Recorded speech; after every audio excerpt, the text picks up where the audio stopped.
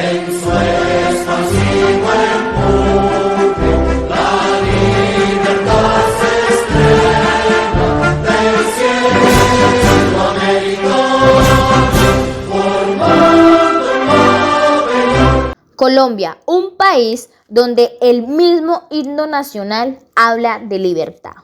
¿Pero realmente conocemos el significado de este concepto?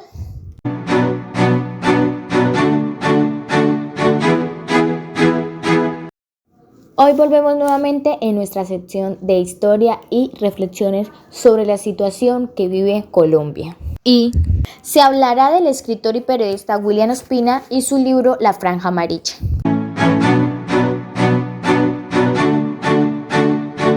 El escritor y periodista William Ospina afirma que Colombia sufre de crisis social, parálisis de la justicia, extrema pobreza, inequidad, violencia, corrupción en la administración e impunidad. Hay una pregunta muy importante en el texto, la cual nos deja bastantes reflexiones y mucho que pensar sobre la situación actual en Colombia. La pregunta es la siguiente: ¿qué es lo que hace que Colombia sea un país capaz de soportar toda infamia, incapaz de reaccionar y de hacer sentir su presencia, su grandeza? Voy a citar un pequeño fragmento que está junto a la pregunta, que es muy interesante, y dice así: sea tan incapaz de expresarse, de exigir, de imponer cambios, de colaborar siquiera con su presión o con su cólera a las transformaciones que todos necesitamos. E incluso hay hipótesis que afirma que esta situación que vive Colombia es porque este espíritu de pobreza y debilidad, bueno, como lo quieran llamar, ya es una característica biológica y genética de la población colombiana.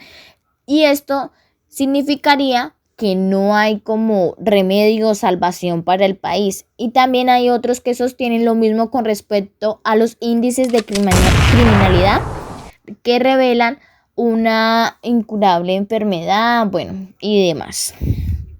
Pero entonces William Ospina no está tampoco de acuerdo con estas hipótesis que se hace referente sobre los colombianos y dice que sería hacer la misma comparación con Estados Unidos, donde Estados Unidos ha sacrificado 500.000 de personas durante 3 años de guerra, donde ha alentado después de la secesión de Panamá para hacerse el canal interoceánico más importante del mundo, donde ha participado en guerras como la de Nicaragua, ha arrojado bombas atómicas sobre las ciudades japonesas, ha invadido Vietnam, ha apoyado a los peores dictadores del Caribe y de Centroamérica, donde ha bombardeado también a Bagdad. Entonces esto significaría que los norteamericanos también tienen este código genético y biológico de alguna monomanía agresiva irremediable. Pero pues no es así, pero a la vez es una situación crítica y triste que personas externas a lo que se vive en Colombia piensen esto de nosotros. Me identifico como colombiana y me siento triste, porque ellos igualmente solo saben lo que los medios de comunicación informan, porque una cosa es ver lo que transmiten los medios de información y otra vivirlo. Pero es así, está la realidad. Por ejemplo, vamos a hablar de la reforma tributaria que ha puesto el presidente electo Iván Duque, donde esta reforma fuera en Argentina, Chile y demás países que se han rebelado contra sus gobernantes, ya que ellos no son los que tienen el poder absoluto sobre la situación del país, sino nosotros, que somos la población, somos que los elegimos para que nos representen, no para que, mejor dicho, nos ataquen. Y nunca voy a apoyar la violencia. Pero ¿cómo han obtenido estos logros? ¿Cómo se han obtenido? Hagamos el ejemplo también de cómo se han obtenido los logros entre las mujeres. Nosotras como el grupo feminista, el movimiento feminista, siempre hay que hacerse sentir. Y es triste, pero es así. La violencia es la única forma de captar la atención de los gobernantes y que la verdad nos den una solución. Vea, en estos países, como les decía, Argentina y Chile, y otros que en este momento no los tengo presente, hacen alguna reforma de este tipo, mejor dicho, incendian toda la ciudad. Pero de que no la dejan, no la dejan. Desde que la tumban. Y esto es algo que Colombia tiene que aprender. Porque cree que nuestra estabilidad económica no nos va a afectar. Yo tengo buena estabilidad económica y no me va a afectar esa reforma tributaria. Pues somos individualistas. No significa que seamos pobres, dementes y demás. No, lo que pasa, y es una situación que le ha afectado siempre a Colombia, es porque somos individualistas y nos dividimos en diferentes partidos, que izquierda, derecha, que centro democrático y demás. Entonces, esto es lo que hace que este país no se supere, que no lo logre, es la división. Nos dividimos bastante y debe haber, así como dice una frase, la unión hace la fuerza. Y eso es algo que Colombia lo debe tener siempre presente. Hay una frase muy famosa y conocida por el candidato Jorge Eliezer Gaitán, quien murió el 9 de abril de 1948, que era candidato para la presidencia de Colombia en ese entonces. Él dice que el pueblo es superior a sus dirigentes, algo que debemos tener muy presente. Este candidato también tenía bastantes propuestas interesantes que donde se hubieran cumplido desde ese entonces, la situación actual de Colombia sería diferente, sería otra. Pero hay que tener algo en cuenta que pasa en Colombia y es muy común, que a la hora de las elecciones nos pintan pajaritos, así como una famosa canción que dice: pintaron pajaritos en el aire, te juraron falso amor y lo creíste, sus promesas se quedaron en el aire. Bueno, eso mismo nos pasa a nosotros, porque en las elecciones nos pintan de todo. Y a la hora de que ya están ejerciendo el cargo, se les olvida todo. ¿Y qué piensan ellos? Solo en el beneficio individual. Vuelvo y lo reitero. A Colombia le hace falta pensar de forma colectiva y no solo individual. Recuerden que todo lo que suceda en el país nos afecta de alguna forma u otra, ya sea de forma directa o indirecta. Bueno, voy a resaltar una situación que me parece un poco curiosa, ya que este libro se llama La Franja Amarilla y revisando el significado del color amarillo en la bandera de Colombia representa la abundancia y la riqueza del suelo, pero también la soberanía, la armonía y la justicia. Primordialmente voy a resaltar la parte de la justicia, que es algo que hace falta en Colombia, justicia. Justicia ante la corrupción que representan los gobernantes de Colombia y que ha venido durante generaciones, que han representado a Colombia siempre las mismas familias. Por eso es que esta situación no cambia en el país y solo hay una verdad absoluta, ya que si hay un monopolio va a haber una verdad absoluta y un solo fin. Cuando existe un monopolio en el poder, se puede entender que nunca se va a notar un cambio, ya que estos tienen los mismos propósitos y los mismos pensamientos, ya que se ejercen desde el mismo poder político. No voy a decir que es de derecha, izquierda, ya cada uno, y más los colombianos, saben a qué me refiero. Bueno, este ensayo o libro, como le quieran llamar, inició a raíz de una pregunta que le hizo una amiga extranjera a William Ospina. Este ensayo fue escrito y pensado con el fin de resolver estas inquietudes y por qué pasa esto en Colombia.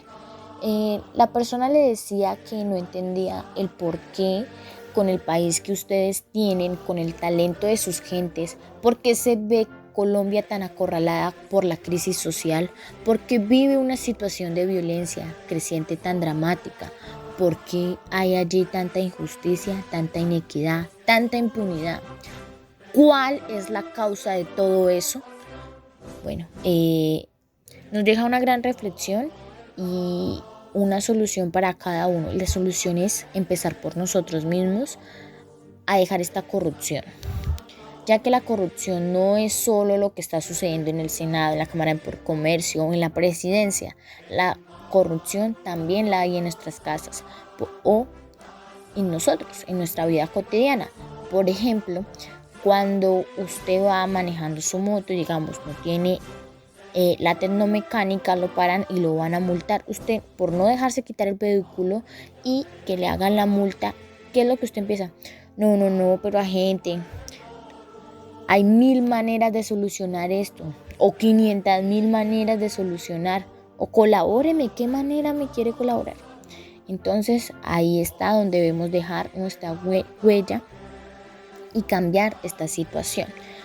Al finalizar, lo que voy a hacer es dar una recopilación de un fragmento con el que él cierra, y la verdad me encuentro en total acuerdo de lo que él afirma y dice: yo, como joven y futura periodista en Colombia, y ya que el periodismo también es una crisis, hay una crisis de censura, y no solo acá en Colombia, creo que en todo el mundo aún hay esa crisis. Quiero replantearme toda esta situación y pensar una solución y decir: no más, vamos a hacer algo, porque debemos saber qué país se le deja a las futuras generaciones. Debemos dejarle un buen país, no un país que cada vez la vida es más difícil. Por lo menos con el impuesto que hay, IVA, de ese IVA, que es el 19%, es el IVA más alto que hay en el mundo, y aún así nadie hace nada. ¿Qué le espera a nuestras futuras generaciones? Es mucho que pensar. Voy a continuar con el fragmento de William Ospina. En un fragmento del libro, William Ospina afirma que el futuro del país está en manos de nosotros, en manos de los investigadores, biólogos, ingenieros, antropólogos, sociólogos, técnicos, artistas, arquitectos, historiadores y demás.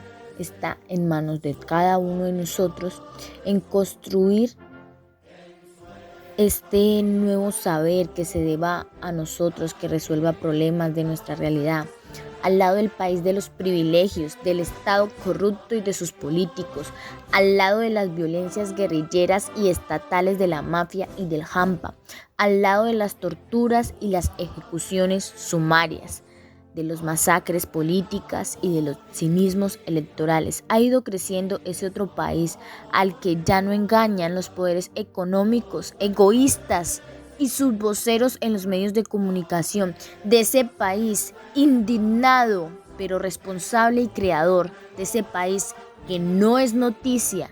Debe salir el futuro que Colombia merece.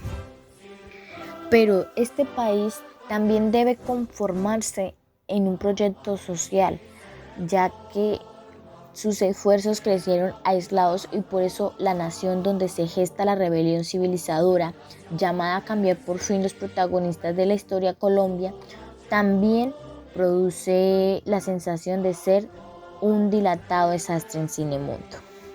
Bueno, este pensamiento afirma muchas situaciones donde este personaje sueña con un país pues nuevo, justo, y incluso él mismo en varias conferencias lo afirmaba, que Colombia había muerto y que debe morir ese viejo estado y debe surgir uno nuevo. También afirmaba en otro segmento que él soñaba con un país que esté unido física y espiritualmente con los demás países de la América Sur. Que un grupo de jóvenes venezolanos o colombianos puedan tomar el tren en Caracas o en Bogotá y viajar, si así lo quieren, hasta los confines de Buenos Aires, en un mundo donde se autopistas de la isla en isla. No ha de ser imposible tender ese camino de unidad entre naciones hermanas.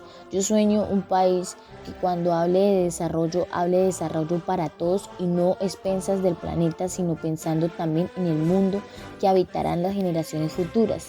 Que cuando hable de industria nacional sepa recordar, como Gaitán, qué industrias son por igual los empresarios, los trabajadores y los consumidores. Yo sueño un país consciente de sus tierras, de sus árboles, de sus mares y de sus criaturas, donde hablar de economía sea hablar como vive el último de los hijos de la República. Yo sueño con un país donde sea imposible que haya gentes durmiendo bajo los puentes o comiendo basuras en las calles. Yo sueño con un país cuya moneda pueda mostrarse y negociarse en cualquier lugar del planeta. Yo sueño un país que gane medallas en los Juegos Olímpicos.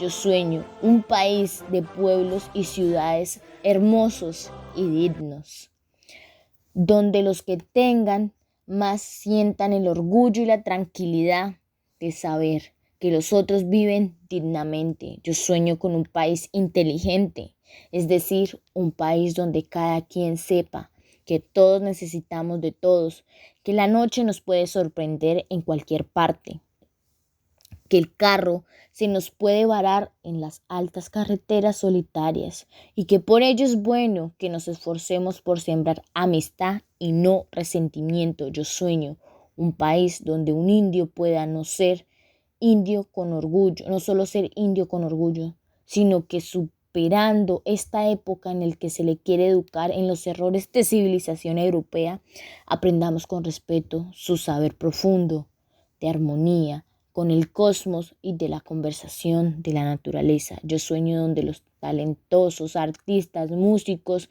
y danzantes, actores y poetas, pintores y contadores de historias dejen de ser figuras pintorescas e imaginables y se conviertan en voceros orgullosos de una nación, en los creadores de sus tradiciones. Todo eso solo requiere la apasionada y festiva construcción de vínculos sinceros y valerosos. Hay una pregunta que nos está haciendo la historia. Ahora que el rojo y el azul han dejado de ser un camino, ¿dónde está la franja amarilla? Como lo decía en partes anteriores, el libro empieza con solo su título, nos va dejando un mensaje sincero y contundente de lo que va a hablar y del significado de cada uno de estos colores y el más importante, el amarillo.